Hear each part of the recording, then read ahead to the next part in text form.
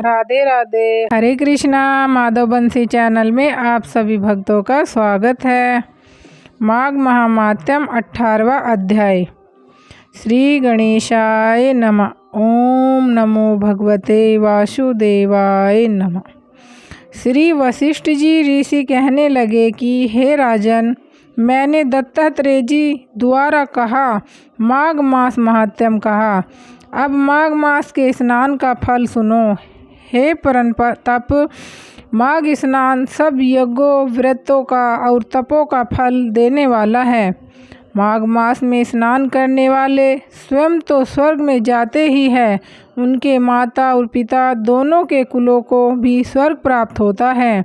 जो माघ मास में सूर्योदय के समय नदी आदि में स्नान करता है, उसके माता पिता के 7 कुलों की पीढ़ी स्वर्ग को प्राप्त होती है।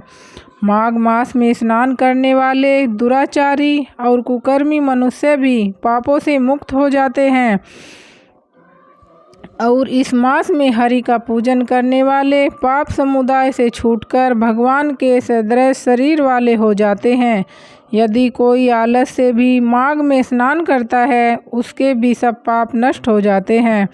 जैसे गंधर्व कन्याएं राजा के श्राप से भयंकर कल को भोगती हुई लोमस ऋषि के वचन से माघ में स्नान करने से पापों से छूट गई। यह वार्ता सुनकर राजा दिलीप विनय से पूछने लगा कि गुरुदेव, ये कन्याएं किसकी थी? उनको कब और कैसे श्राप मिला? उनके नाम क्या थे? ऋषि के वाक्य से कैसे श्राप मुक्त हुई? और उन्होंने कहा परिस्नान किया। आप विस्तार पूर्वक सब कथा कहिए। वशिष्ठ जी कहने लगे, हे राजा, जैसे अग्नि से स्वयं अग्नि उत्पन्न होती है, वैसे ही यह कथा धर्म और संतान उत्पन्न करती है। हे राजन, सुख संगीत नामक गंधर्व की कन्या का नाम विमोहिनी था। सुशीला तथा स्वर देवेदी की सुंबरा, चंद्रकांत की सुतारा तथा सुप्रभा की कन्या चंद्रिका, ये 5 सब समान आयु वाली तथा चंद्रमा के समान कांति वाली और सुंदर थी। जैसे रात्रि को चंद्रमा शोभायमान होता है, वैसे पुष्प की कलियों के समान खिली हुई यह अप्सराएं थी।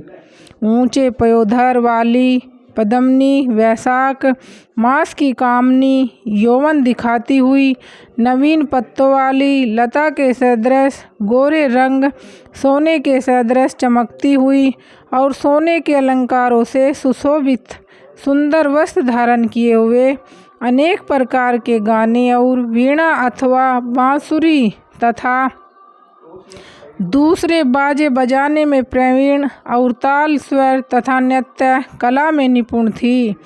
इस प्रकार वे कन्याएं क्रीड़ा करती हुई कुबेर के स्थान में विचरती थी।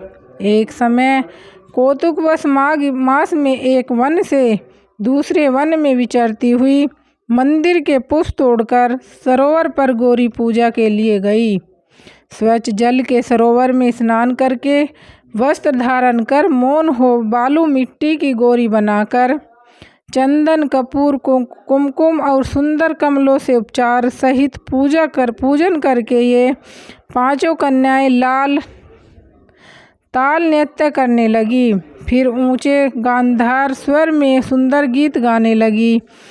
जब ये कन्याएं नाचने और गाने में लीन थी, तो उस समय अच्छोद नामक उत्तम तीर्थ में वेद निधि नाम के मुनि के पुत्र अग्निप ऋषि स्नान को गए। वह युवा ऋषि सुंदर मुख, कमल सदृश नयन, विशाल छाती, सुंदर भुजाओं वाला दूसरे कामदेव के समान था। शिखा सहित दंड लिए, मृगचर्म ओढ़े, यज्ञोपवीत धारण किए हुए था। उसको देखकर 5 कन्याएं मुग्ध हो गई और उसका रूप व यौवन देखकर कामदेव से पीड़ित हो देखो देखो ऐसा कहती हुई उस ब्राह्मण के चित्त में कामदेव का डर उत्पन्न करने लगी और आपस में विचार करने लगी कि यह कौन है। रति रहित होने से कामदेव नहीं और एक होने से अश्विनी कुमार नहीं, यह कोई गंधर्व या किन्नर या काम रूप धारण कर कोई सिद्ध या किसी ऋषि का श्रेष्ठ पुत्र या मनुष्य है।